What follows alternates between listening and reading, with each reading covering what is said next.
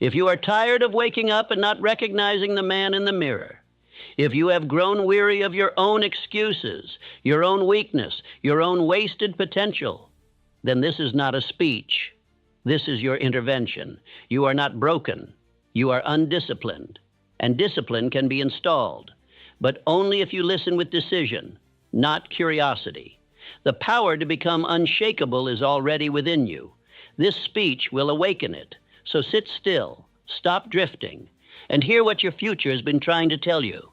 If you do not take possession of your own mind, someone else will. That is the first law I must deliver to you. That is the battlefield. That is the ground upon which your entire life is won or lost. Not in the bank, not in the office, not in the gym, not in the world, but in the space between your ears. If your thoughts do not belong to you, then neither will your future. If you allow the world to dictate what you believe, how you see yourself, and what you expect, then you have already lost before a single shot was fired. The undirected mind is the slave of the environment, and a slave cannot build an empire. Most men never win this war. They live entire lives imprisoned by opinions they never questioned, fears they never challenged, and limitations they never chose. They think in circles, feel in storms, react by habit, and wonder why nothing changes. They wait for a shift in circumstance, never realizing that it is they who must change, internally, radically, and permanently. A man who wins in the world must first overthrow the tyranny of his own thoughts. That is the true revolution. Let me now introduce you to a principle that separates the builders of fortune from the beggars of fate. Accurate thinking. The most dangerous lie is not the one the world tells you. It is the one you repeat to yourself. You must now examine what thoughts you have allowed into your inner world. Who planted them? Why have you kept them? Are they building you, or are they breaking you in silence? Accurate thinking demands that you become a gatekeeper, not a sponge. The weak man absorbs every doubt, every insult, every defeat as if it were true. The disciplined man filters. He asks, is this fact? Does this serve my purpose? Will this thought build the man I aim to become? If not, he rejects it as poison. He does not debate it. He does not replay it. He discards it like rusted iron. You must now do the same. You must choose consciously, daily, ruthlessly, what to believe, what to ignore, and what to declare. Do not inherit the limitations of your family. Do not repeat the fears of the crowd. Do not absorb the assumptions of the world. You are not here to blend in. You are here to rise. And rising begins with mental sovereignty. Consider the mind of Henry Ford, a man who was laughed at, mocked, and told by experts that the kind of engine he dreamed of was impossible. Every newspaper scoffed. Every critic shouted. Every engineer tried to correct him, but his belief did not bend. His thoughts were his, not theirs. He had built a mental fortress, one made not of stone, but of decision. And so while others waited for permission, Ford built the impossible. That is the power of a man who has taken command of his thoughts. This must now be your model. If your belief bends in the wind, your life will collapse in the storm. You must now build conviction so clear, so grounded, so fiercely chosen that no voice, no trend, no failure can unseat you from your direction. The world will try. It will test you. It will whisper its doubts and scream its distractions. But the world cannot shake the man who no longer negotiates with weakness. Hear me now. Do not wait for confidence. Do not wait for mood. Do not wait for applause. Confidence is not granted to the passive. It is earned by mental discipline. You do not feel strong before you act. You act and strength follows. You do not wait until the fear disappears. You decide that fear will not have the final word. And then you speak, then you move, then you rise. The average man listens to every voice but his own. He allows his attention to be seized, his beliefs to be dictated, his mind to be ruled. But you are not here to be average. You are here to take back the one thing every man was born with, the right to command his inner world. And when you do, the outer world bends in time. Write this down. Speak it aloud. Let your bones remember it. I am the master of my mind. I accept only thoughts that serve my purpose. Nothing can shake me. Say it again. I am the master of my mind. I accept only thoughts that serve my purpose. Nothing can shake me. Let these not be words for comfort. Let them be orders. Let them become law. And now begin the work. Identify every thought that contradicts your purpose. Replace it with a declaration of power. Speak your aim every morning before the world speaks defeat into you. Refuse to entertain thoughts of fear, limitation, or comparison. Choose thoughts that build, direct, and discipline. This is not mere motivation. This is mental construction. You are building a new identity with every thought you choose to keep and every thought you choose to reject. You are replacing drift with dominion, emotion with instruction, reaction with rule. And so I leave you with this. If your mind belongs to you, your future will too. But if your thoughts remain unguarded, then do not be surprised when your life belongs to everyone but you. Say it once more, this time not as a repetition, but as a pledge. I am the master of my mind. I accept only thoughts that serve my purpose. Nothing can shake me. If you wish to live as a master and not a puppet, then you must begin here. Your emotions are servants, not your masters. This truth must be branded upon your soul if you are to stand unshaken in a world that bows to every passing feeling. The average man wakes up and waits to see how he feels before deciding what to do. He takes orders from mood. He kneels before emotion. He lets the weather of his spirit dictate the shape of his life. And because his feelings shift, so does his purpose. That man is not free. He is not grounded. He is not a builder. He is a feather, blown about by the wind of circumstance. But the man who commands his emotion does not wait to feel ready. He does not delay until the fog lifts. He moves forward even while the storm rages within. That is the mark of a man who is becoming unshakable. He understands a simple law. Emotion is fuel, not compass. You may use it, but you must never follow it. You may ride it, but you must never obey it without permission. Let me say it as plainly as I can. Your emotions must obey your mission. When you feel fear, act in faith. When you feel anger, return to purpose. When you feel doubt, declare your aim. When you feel despair, speak power until despair flees. You are not weak for feeling, but you are weak if you let feelings rule. Most men make the fatal mistake of believing that faith is a feeling, that they must first feel confident, feel inspired, feel secure before they act. This is false. This is a lie told by the emotional man to excuse his delay. Faith is not a feeling. Faith is a decision. It is a discipline. It is backed by repetition. It is proven by action. And that is why it holds power, because it acts even when nothing seems certain. Consider Thomas Edison, a man who failed over 10,000 times in his pursuit of the electric light. Most men would have surrendered long before. Most men would have waited for motivation to return. But Edison did not ask his emotions for permission. He did not consult his discouragement before rising again. He had decided that light would be born, and so it was.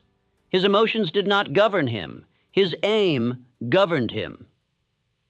That is what I now call you to stop waiting for better moods and to start obeying your definite purpose. If your emotions serve your purpose, use them. If they rebel, silence them. You have that power. You were born with it. But it must be trained. It must be exercised like a muscle. You must no longer be impressed by men who feel much. Be impressed by men who act in spite of what they feel. That is strength. Listen to me now.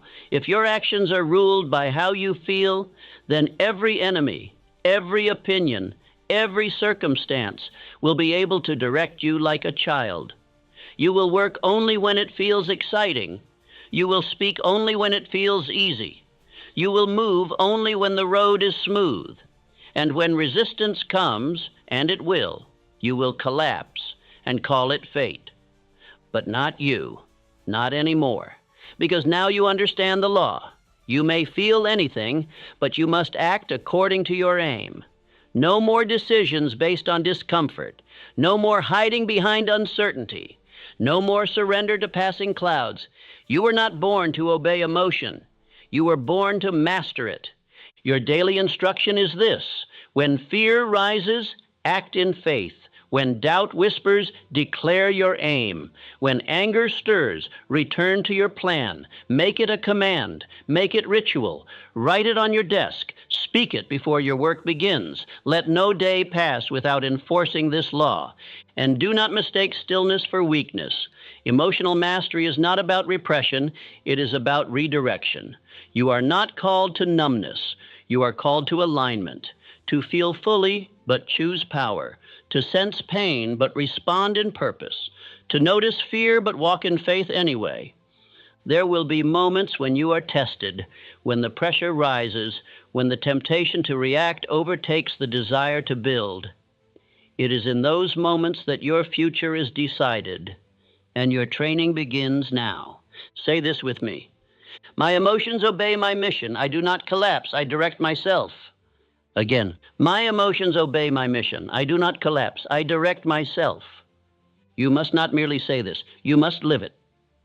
When your chest tightens, when your throat closes, when your doubts shout, speak this louder. This is your creed. This is your weapon. This is your law. Do not expect the world to change so that you may feel better. Expect yourself to grow stronger so that the world cannot shake you.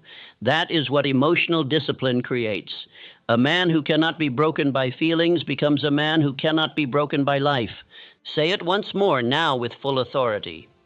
My emotions obey my mission. I do not collapse. I direct myself. You are not bound by your past unless you declare yourself its prisoner. Identity is not inherited. It is chosen. I tell you plainly, no man was born weak or shy or broken or hopeless. He became that way by the repetition of thought, and he will remain that way until he begins the repetition of truth. What you are is not the product of fate. It is the byproduct of your belief, your decisions, your habits, and your obedience to thought. Therefore, I say to you now, you are not who you were.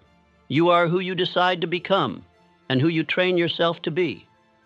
Let us burn the lie that personality is fixed, that your nature is set, that your character is cemented by background, bloodline, or birth. That is the language of cowards and the excuse of drifters. Your identity is not a cage. It is a blueprint. And a blueprint can be rewritten, but only by the man who accepts full responsibility for every thought he allows, every word he speaks, and every act he repeats. You become what you think about, backed by decision, emotion, and repeated action. This is not theory. This is law. It is how empires are built and how empires fall. A poor man who trains his thoughts in definiteness, courage, and purpose becomes rich. A rich man who tolerates idle thought, distraction, and fear becomes poor. You are what you allow. You are what you repeat. You are what you decide. And if you desire to rise, you must rise in your identity first. You must speak, walk, and think in alignment with the man you are building, not the man you have been. Your old self will whisper. Your old labels will echo. But you do not answer to that name anymore. You do not respond to weakness, to shame, to mediocrity. You respond to the name you choose, boldly, daily, and without apology. And how do you forge this new identity? I will tell you now. You use the law that has reshaped every great life you admire, autosuggestion. That is, the daily use of spoken truth to impress upon the subconscious mind the man you have chosen to be. Your mind is clay, and words are the hands that shape it. You will not become disciplined by accident. You will not become powerful by hope. You must declare it aloud, with emotion, with repetition, with full belief, until your subconscious accepts it as law. Say it aloud. Speak who you are becoming. Speak it every morning before the world touches you. Speak it every night before sleep takes you. And speak it whenever fear, doubt, or memory try to return you to a version of yourself that no longer belongs to you. Let me tell you something that most will never understand. This speech is not to be heard once. It is to be absorbed daily. It is to be burned into the bones. Because transformation is not achieved by inspiration, it is achieved by repetition. You must listen to this again and again, not with entertainment, but with intensity. Each time you hear it, a deeper part of your mind begins to accept it. Until one day, you are not trying to be different. You are. Andrew Carnegie did not just build steel. He built the mind of a king. He forged in himself an unshakable belief that he was born not to serve others, but to lead men. And he fed that belief daily, not by chance, but by the force of autosuggestion. His morning began not with opinion or emotion, but with command. He did not wait to be called great. He called himself great, and then built the life to prove it. That is what I now instruct you to do. Write the identity you are building. Speak it aloud. Burn it into your subconscious. Refuse to answer to any lesser name. Stop saying I'm trying. Start saying I am. Stop saying I hope. Start saying I decide. Your future responds to clarity. Your life obeys decisiveness. And remember this, the world will treat you as you treat yourself. It will pay you what you believe you're worth. It will follow you only if you first follow your purpose. It will mirror back the image you hold inward. That is why you must now guard your identity like a crown. Do not allow anyone to name you. Do not allow your past to title you. And never again answer to weakness, doubt, or shame. Say it with me now. I am building myself. I am not who I was. I am who I decided to become. Again, I am building myself. I am not who I was. I am who I decided to become. This is not self-flattery. This is self-command. This is identity forged by fire. And when the old thoughts rise, when temptation whispers, when discouragement knocks, you will not bow. You will speak again. You will return to your creed. You will obey the law. Say it once more, not softly, not as a wish, but as a weapon. I am building myself. I am not who I was. I am who I decided to become. A man without purpose is a leaf in the wind. He is thrown about by circumstance, drifted by emotion, driven by the opinions of louder men, and left with no legacy to his name. But the man who walks with definite purpose cannot be moved. He may stumble, but he does not fall. He may bend, but he does not break. He may be delayed, but he is never lost, because he knows where he is going. He has chosen his direction, and the world cannot conquer the man who has chosen his direction. This principle, definiteness of purpose, is not a suggestion. It is the cornerstone. It is the first fortress of the unshakable man. No man becomes powerful until he has written his purpose in stone. Not whispered it, not guessed it, written it, declared it, burned it into memory, and made every hour bow to it. If you are still unsure of where your life is going, if you still wake without clarity, without a definite goal, without a singular mission, then no wonder your moods break you. No wonder your doubts rule you. No wonder your effort is divided and your reward is small. Life does not reward the vague. It obeys the definite. Let me tell you the story of Edwin C. Barnes, a man who had no money, no contacts, no education, but he had a definite aim. He declared, not that he hoped to work for Thomas Edison, but that he would become Edison's business partner. That aim lived in his spirit. He spoke it, believed it, moved with it, and sacrificed for it. He took a train to Edison's office, presented himself with no credentials, and announced that he had come to join him in business. He began with small tasks, menial jobs, but the aim never left his mind. It burned behind every word he spoke. And years later, when the opportunity came, Edison saw in Barnes not a clerk, but a man who had already decided. and he became exactly what he set out to be. That is the power of a definite aim. It magnetizes the mind. It organizes thought. It commands action. It summons opportunity. It makes the impossible bow to will. Now I tell you, you must do the same. Choose your aim. Write it. Speak it. Burn it into your bones. Make every action serve it. And never again live one day without it. You cannot build a palace on shifting ground. You cannot build a legacy with wandering hands. You must decide. And you must refuse to look left or right once that decision is made. Your instruction is this: take one aim, not 10, not vague hopes, not shallow wishes, one definite chief aim. It may be wealth, invention, service, mastery, freedom, leadership, but it must be clear. You must know it so well you can say it in your sleep.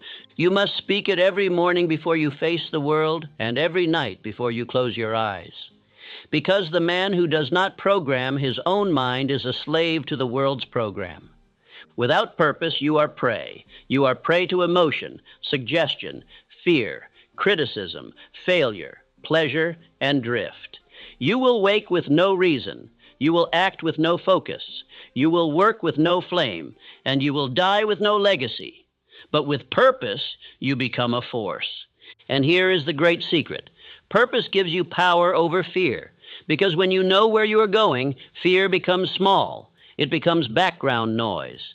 It becomes the bark of a distant dog while you walk forward, eyes fixed on the goal. Every successful man has used purpose as his compass, and so must you. Say it with me now. I have a definite aim. My life serves a singular purpose. I will not be shaken. Again, I have a definite aim. My life serves a singular purpose. I will not be shaken.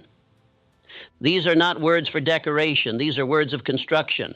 They are bricks for your internal foundation. Every time you say them, you build. Every time you obey them, you rise. And let me warn you, the world will try to distract you. It will try to offer easier paths, more comfortable dreams, more immediate pleasures. But none of them are your aim. And anything that does not serve your aim must be rejected. Not softly, but violently, completely, and without hesitation. You are no longer a wanderer. You are no longer unsure. You are no longer seeking direction. You have chosen, and now everything in you must bow to what you have chosen. So write your aim, frame it, speak it, build your days around it, cut off everything that weakens it, surround yourself only with those who honor it, and pursue it until the day you take your last breath.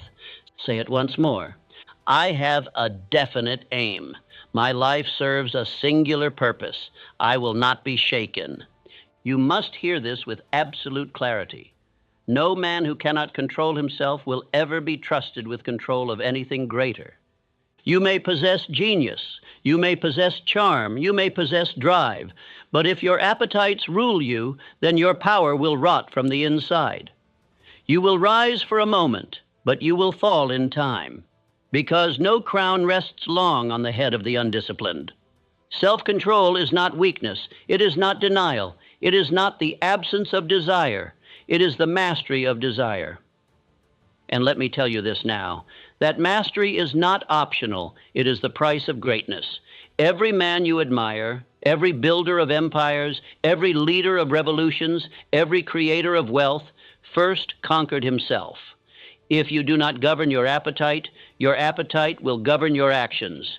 And when it does, your mission will die. Self-control is not repression. It is redirection. You do not kill the fire within you. You raise it. You do not suffocate your passions. You aim them.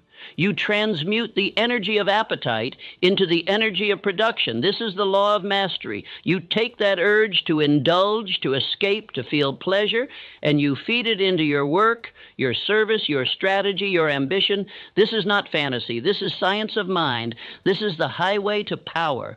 The strongest energy within you is sexual energy. It is the seat of drive, the source of fire, the core of vitality. And if left undirected, it becomes destruction. But if you transmute it, if you lift it upward, it becomes genius. It becomes industry. It becomes the power to speak, to build, to invent, to endure. That fire is your inheritance, but only if you take command of it. Leonardo da Vinci lived in furious silence, mastering himself, pouring his energy into works that still breathe today. Henry Ford was obsessed not with indulgence, but with industry. He did not scatter his attention.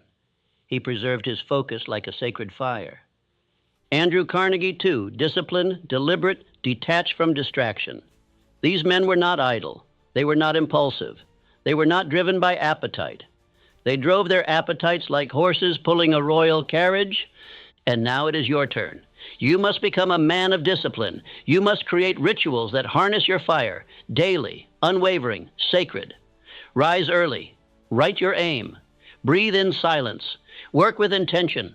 Read with purpose. Walk alone. Cut away everything that pulls your attention into vanity or weakness. And when temptation arises, and it will, you must not fight it with shame or fear. You must fight it with identity and action. Speak your aim aloud. Remind yourself who you are. Move your body, write your goals, touch your vision, and act. Because the longer you delay, the stronger the impulse becomes. You do not wait for desire to pass. You convert it. Let me say it again. You do not wait for desire to pass. You convert it into purpose, into movement, into momentum. That is what makes you a man. Not the absence of desire, but the redirection of it. The discipline to say, I will not waste this fire. I will not spend my power on the temporary. I will invest it into the eternal. Repeat this with me now. Say it with authority, with spine, with ownership. I am a man of discipline. My appetite obeys my will. I govern myself with honor. Again, I am a man of discipline. My appetite obeys my will. I govern myself with honor. You must not speak this as poetry. You must speak it as law. You are no longer a beggar of pleasure. You are a builder of destiny. You no longer live at the mercy of moods and urges. You command yourself. Let the others waste their energy on indulgence. Let the others chase stimulation. Let the others fall to weakness. But you will not be like them. You will walk a higher path. You will channel your energy into greatness. You will turn fire into focus. And you will carry yourself like a man who knows that every indulgence costs you your future. Your leadership begins with self-governance. Your rise begins with restraint. Your destiny begins when your will becomes stronger than your appetite. Say it one more time. Speak it as your creed. I am a man of discipline. My appetite obeys my will. I govern myself with honor. If you wish to know the difference between the man who merely dreams and the man who builds what others dream of, you will find it in this one word: persistence. It is not glamorous. It is not poetic. But it is the final word in the life of every great man. For while talent may open doors and desire may spark action, only persistence finishes the work. And the man who does not persist, without exception, will always be shaken by resistance. I must tell you what most men never hear. Life does not yield easily. Your plans will be tested. Your convictions will be laughed at. Your early efforts will likely fail, not because you are wrong, but because life demands proof. It will not give its rewards to the man who acts only when the sky is clear. It waits to see if you will act when the clouds gather, when the winds howl, when nothing answers you but silence. And most men quit at this point. They pack up their ambition. They retreat into comfort. They explain their excuses, and they call it wisdom. But it is cowardice. Persistence is not the same as hope. It is not the same as desire. Persistence is repeated decision. It is doing what you said you would do, regardless of mood, regardless of weather, regardless of applause. It is discipline in motion. It is defiance in action. It is saying, you may slow me, but you will not stop me. You may strike me, but you will not shake me. Consider the story of R.U. Darby, a man who invested everything to dig for gold in the Colorado mines. After finding a promising vein, he brought in machinery and labor. But after some digging, the gold disappeared. He tried, he failed, and eventually he quit, sold the machinery for scrap. The man who bought the equipment consulted an expert, continued digging, and struck gold 3 feet from where Darby had stopped. Darby had been close, but not persistent. And so he lost everything, not because the gold was missing, but because his decision broke before the finish line. That story must haunt you, and it must teach you. You will be tested. You will want to quit. And the voice of failure will sound reasonable. It will tell you, just rest, just wait, just stop. But you must answer it with a law of your own. I do not stop. I persist. I finish what I start. You must train this into your blood. You must become allergic to quitting. You must become obsessed with follow-through. You must create rituals that do not bend to your feelings. Set a daily minimum of action. 1 letter written, 1 page studied, 1 sale pursued, 1 contact made, 1 task advanced. And no matter how you feel, do it. This is your drill. Do it anyway. When tired, do it anyway. When discouraged, do it anyway. When distracted, do it anyway. When doubted, do it anyway. When you've failed before, do it anyway. This is not punishment. This is training for your crown.